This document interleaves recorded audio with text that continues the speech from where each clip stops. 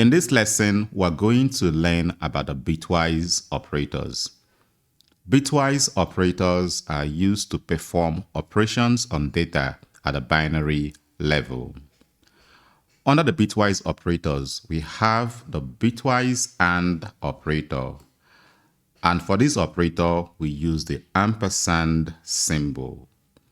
We'll have the bitwise OR operator. And for this operator, we use the pipe symbol. We'll have the Bitwise XOR. For this, we use the caret symbol. We have the Bitwise left shift. Here we use the double less than symbol. And for the right shift, we use the double greater than symbol. So this is a symbol we use for the right shift. And for the Bitwise NOT operator, we use the tilde symbol. Now let's start with the Bitwise AND operator. Here we have Bitwise AND. And of course, we use the ampersand for the symbol. Now take a look at this example. Here I'm going to have num1 is equal to 5. And num2 is equal to 6. I'm going to be performing a bitwise AND operation between num1 and num2. And for this, I'm going to have result is equal to num1. Then I'll provide the bitwise AND operator. So this is for the operator. Then I'm going to provide num2. Now let's print out the result. So here we have print result. Now if I run this program, we're going to get 4. Now you may be wondering, how did we arrive at 4? And like I said before, bitwise operations happen at the binary level. So first, we're going to be determining the binary equivalence of these two numbers. And to do this, we're going to be using the bin function. So here I can have print. Inside of the print function, I'm going to provide bin. And inside of the bin function, I'm going to provide num1. I'm going to do the same for num2. So here we can have print bin, then num2. If I run this program, this is the binary equivalence for num1, and this is the binary equivalence for num2. Now let's determine the binary equivalence for the result. So here we can have print bin, then we'll provide the result. Now if I run the program, this is the binary equivalence for the result. Now, if you look at these binary values, you can see we have 0B. The B here denotes binary. So this is what happened behind the scene. For num1, we have 101. And for num2, we have 110. Now, I want you to imagine a logical AND operation between two Boolean values. The only way you can get it through is if all the operands or all the values are true. Now, I want you to see 1 as true and 0 as false. If you perform a logical AND operation between true and true, you are going to get a true. If you perform between true and false, you are going to get a false. In bitwise operations, operations happen bit by bit. At this level, we have 1, which is like true.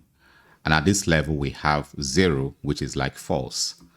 So when you have true and false, you are going to be getting a false. So when you have 1 and 0, 1 and 0 is going to give us 0. So here we're going to have 0. At this point, we have 0 and we have 1. 0 and 1 is going to give us 0. Then finally, at this level, we have 1 and 1, which is like true and true, and this will give us 1. And this is how we arrived at 100, which is equivalent to 4. Now, let me change this to 7. If I run this program, we have 5, and 5 is equivalent to 101 in the binary. So first, we changed num2 to 7, and the binary equivalence of 7 is equal to 111.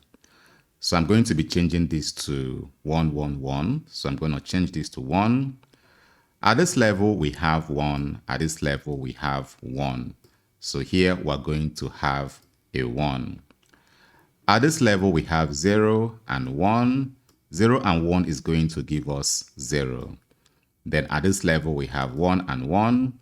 1 and 1 gives us a 1. And this is how we arrived at 101, which is equivalent to 5. Now let's take a look at the Bitwise OR operator. So I'm going to change this to OR. And for the operator, we use the pipe symbol. Now I'm going to change this to the pipe symbol. If I run this program, we're going to be getting 7.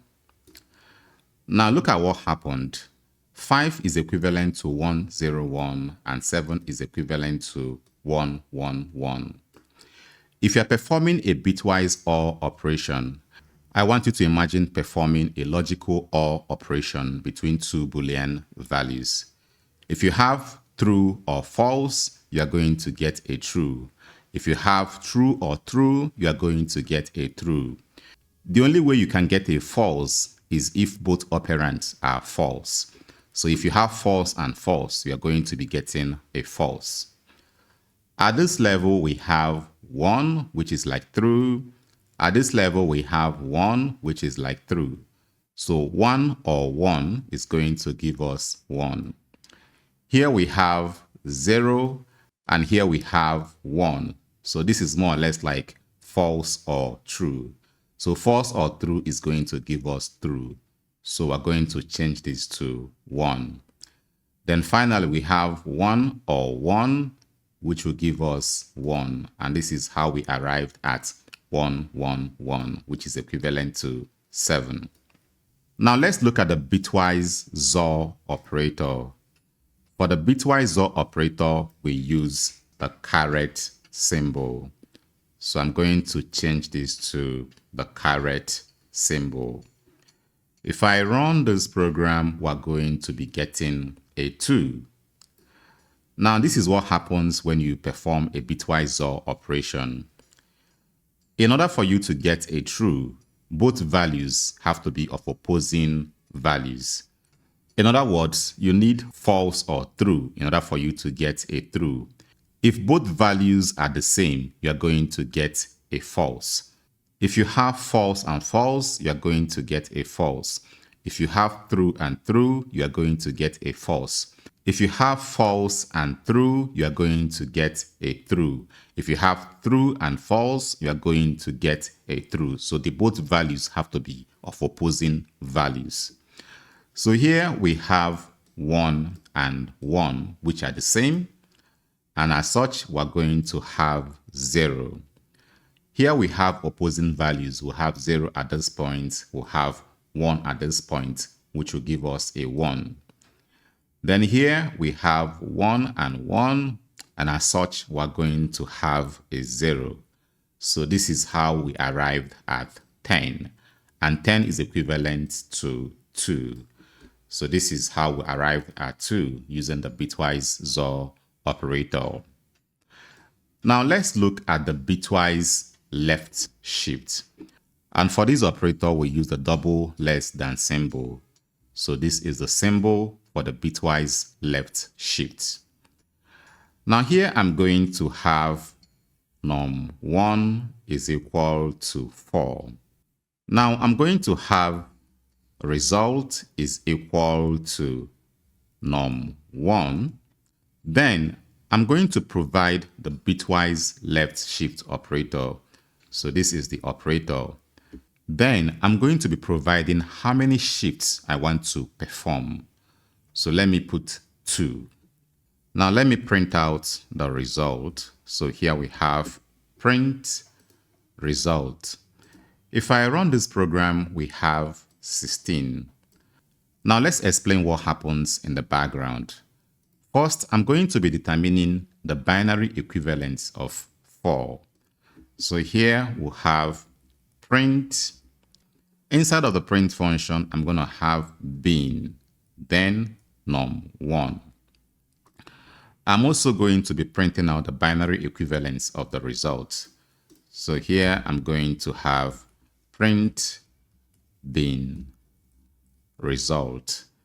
Then I'm going to run the program. So the binary equivalence for 4 is 100. Then the binary equivalence for the result, which is 16, is equal to 10,000. If you are performing a bitwise left shift operation, I want you to imagine something like this. The binary equivalence of 4 is equal to 100. So let us have 100. I want you to imagine that we have a lot of spaces around 100. So to perform a shift by 2, what this means is that you are going to shift the digit 2 times towards the left and adding 2 zeros at the right. So this is how we arrived at 10,000. Now let me change this to 3 and run the program. So we're going to shift it towards the left 3 times, which is 1, 2, and 3. And we're going to add 3 zeros in the front. So this is how we arrived at 100,000. If I change this to 1, so this is our original value. We're going to shift to the left once, and we're going to add 1 zero in the front. Now, if we run this program, we're going to get 1,000, which is equivalent to 8. So this is how we perform the bitwise left shift. Now let's look at the bitwise right shift. So here we have bitwise right shift. And for the operator, we use a double greater than symbol. So this is the operator. Here I'm going to change this operator to the bitwise right shift. Now let's run the program. If I run this program, we're going to arrive at 2. So look at what happens when you perform the bitwise right shift. Because we're performing a bitwise right shift, I'm going to be shifting these values once towards the right. Then I'm going to remove 1 zero from the right. So I'll remove 1 zero. And this is how we arrived at 10, which is equivalent to 2. Now, if I change this to 2, originally we have 100. I'm going to shift to the right 2 times. Then I'm going to remove 2 zeros from the right. And this will give us 1. If I run this program, you can see we have 1. So this is how we arrived at 1. Then finally, let's look at the bitwise NOT operator. And for this operator, we'll use the tilde symbol. I will not be going in depth in this operator because it has a lot of mathematical undertone. But for now, let's look at this example. Here we have result is equal to, I'm going to be providing the bitwise NOT operator. Then I'll provide a value. Now let me print out the result. So here we have print result. If I run this program, it is going to give us -11. If I change this to 5 and run the program, it is going to give us -6. So this is basically how we perform bitwise operations in Python. We have the bitwise AND operator, or have the bitwise OR, the bitwise XOR, or have the bitwise left shift, the bitwise right shift, and finally we have the bitwise NOT operator.